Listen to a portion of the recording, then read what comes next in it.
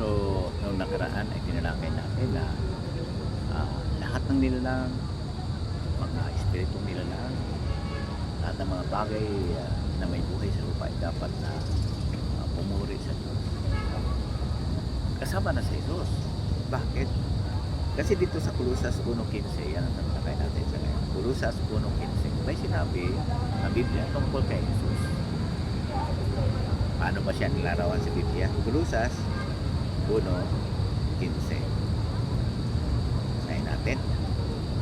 Siya ang larawan ng Diyos na di nakikita, o siya ang larawan ng di nakikitang Diyos, ang panganay sa lahat ng nilalang. Paano nilarawan si Jesus? Siya ay panganay sa lahat ng nilalang. Panganay siya. Ang panganay, sabihin ay unang-unang nilalang ng Diyos. So,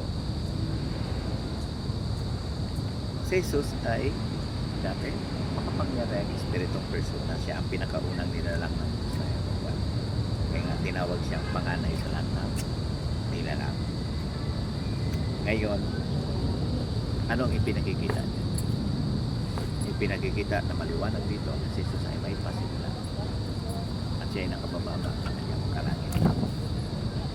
At ganyan din pa ang pagmalas ni Jesus. Pero tingnan natin ang sinabi ni Jesus mismo sa 1:14-28. Titingnan natin sa Biblia 1:14-28. So, 14:28.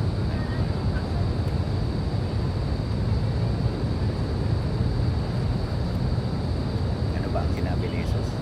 Paano niya inihahambing ang kanyang sarili sa kanyang kalangitan? Ganito ang sinabi niya sa 1:14-28. Narinig ninyo ang sinabi ko, aalis ako at babalik ako muli sa inyo. I shall return.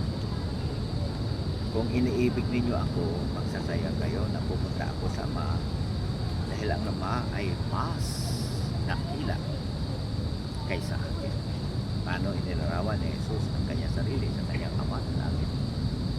Sa Diyos na Jehovah, sabi niya, ang Ama ay mas dakila kaysa akin. So nakakataas ang kanyang Ama.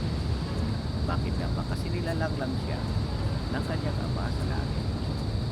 Kailang siya ang unang-una na nilalang bilang panganay sa lahat ng nilalang. Bago likhain ang universo, nilalang na ng Diyos si Jesus.